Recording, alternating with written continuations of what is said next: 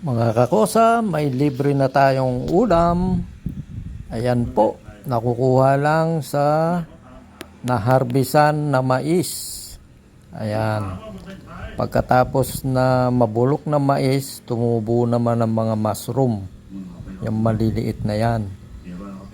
Meron na tayong libreng ulam mga kakosa. Kailangan lang masipag kang maghanap dyan. Ayan po, ang dami oh. Tingnan nyo. Oh, libreng ulam na yan. Sarap yan. Marami akong mga kasama rito. Ayan, ang mga kasama ko. Marami kaming nangunguha. Ayan, ang dami kasing tumubo. Ganito sa probinsya, may libre ka ng ulam kapag masipag ka lang. Ayun, nakarami siya oh. Nauna kasi sa amin yan, kaya nakarami na yon. O, teka muna, maghahanap muna ako ng para sa akin. Para makarami na rin kami. Oops, eto dito banda. Ayun, may nakita na ako. Yan, okay.